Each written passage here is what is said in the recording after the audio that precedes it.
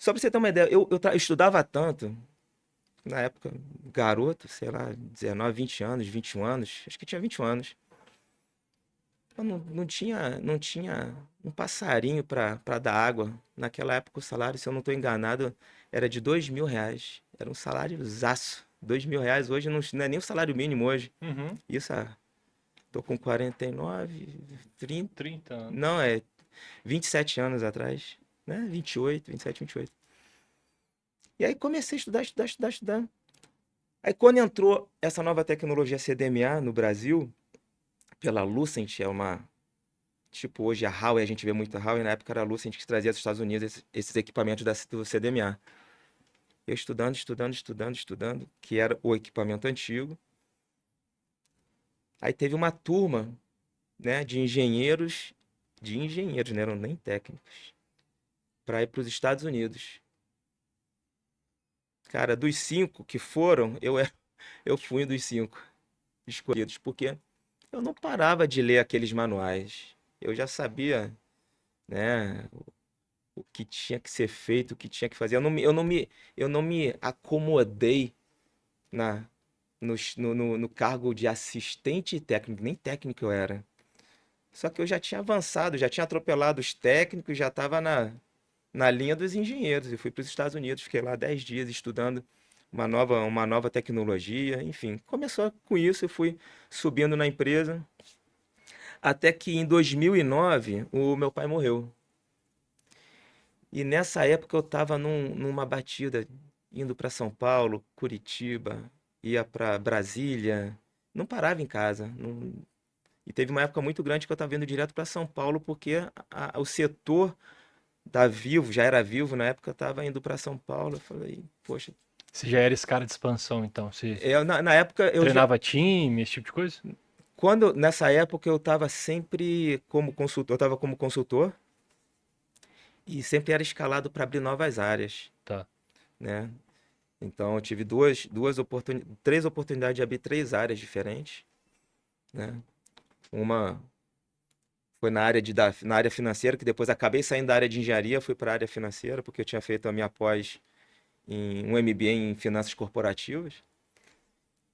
E como eu sempre fui muito interessado, muito curioso, eu falei lá com o meu vice-presidente, falei com o meu gerente lá, né? Olha, com o meu diretor. Pô, queria sair um pouco da engenharia. Quero ver um pouco a área financeira, que eu fiz o MBA em finanças, tá, que eu estou gostando muito. E eles sempre deram muita força. Eu sempre fui o cara, assim, por mais que eu tivesse começado como técnico, eu sempre estava, pelo interesse, pelo profissionalismo, pelo comprometimento, eu estava sempre da diretoria à vice-presidência com entrada. Até hoje, cara, o meu vice-presidente, o Javier Rodrigues, ele me manda felicitações pelo cumpleaños, né? Tipo, pô, você é muito legal, né, cara? Claro. Ser reconhecido assim desde novinho. E quando chegou nessa época do meu pai, eu tava numa batida e aquilo caiu a minha ficha sobre a vida. Porque eu sempre fui um cara muito voltado pro trabalho, muito voltado pros resultados, muito voltado para ficar estudando.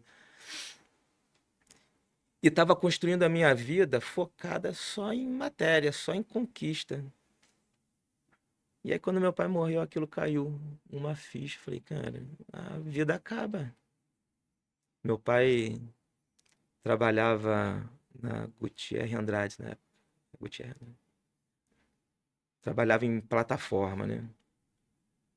Já estava com 67 anos. Estudava também. 67 anos nunca parava. E seu pai é brasileiro? Não, meu pai é japonês. E meu pai veio imigrante. É uma outra história também muito legal para contar. De superação. Mas hoje a gente está falando do APR, né? Mas o meu pai tem grande participação nisso. Então, quando ele morreu, eu falei, cara, a vida acaba. Mas sabe quando você recebe aquela informação, mas você vai atropelando no dia a dia. Só que em 2012, o meu primeiro filho nasceu. Eu sou pai de cinco filhos hoje, não sei se tu sabe. O Daniel, a Laura, a Clara, o Pedro e o Bento, cinco filhos. Isso também faz parte do meu propósito de vida. Então, quando Daniel nasceu e eu percebi que eu não estava vendo ele crescer direito, porque pô, eu vivia viajando. Quando estava no Rio, eu acordava cedo, ele estava dormindo, chegava à tarde, ele estava dormindo. Final de semana o telefone não parava. Então aquilo começou a me incomodar. Eu vi os diretores lá perdendo família, casamento acabando. Eu falei, pô, isso não é o que eu quero. 2009. Eu falei, vou sair, vou sair disso tudo. E parte da minha família já morava em Juiz de Fora, aqui em Juiz de Fora, na área de restaurante, enfim. Enfim, em 2012 eu mudei para Juiz de Fora buscando qualidade de vida. É que eu te falo, Juiz de Fora para mim é a cidade maravilhosa, não é o Rio de Janeiro.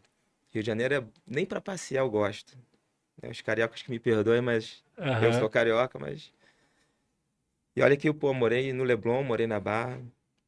Eu nasci no subúrbio, mas né, depois que eu comecei a trabalhar, enfim, tive a oportunidade de ter uma vida muito boa, você conhecer o Rio de Janeiro na visão, Viveu o Rio o do. lado bom do Rio, Aham, aham. que não gosto também, acho muito, enfim.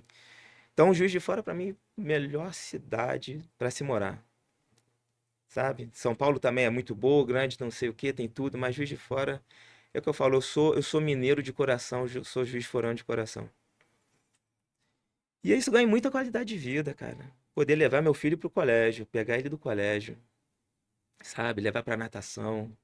Isso não tem preço. No Rio não dá pra fazer isso. Ou você trabalha pra sustentar o filho, Ou ou, não tem outra opção, ou né? você não tem filho, É. sabe? Então, tipo, das duas alternativas você não tem. Porque ó, né, uma grande parte da causa do que a gente vê hoje na sociedade, que pai e mãe estão trabalhando para sustentar o filho, mas não estão educando o filho. Então tu vê o que está acontecendo no mundo com essa geração de hoje, né? Só gente fraca, que chora, que reclama, não pode fazer nada, enfim. Famoso mimizento, É o né? mimizento. Então, assim, busquei isso e consegui. Então, uma crença que eu adquiri para mim desde sempre, cara, tudo que eu faço dá certo. É uma crença muito forte. E se ainda não deu certo é porque não chegou ao final, saca? Então é o processo. Então, em 2012 eu vim pra cá, entrei num programa, num planejamento de espiritualização muito grande. Então, eu sou espírita e comecei a estudar muito, fazia evangelho no lar toda segunda-feira, frequentava o, o centro às quartas-feiras, fazia um projeto muito legal de ajuda social.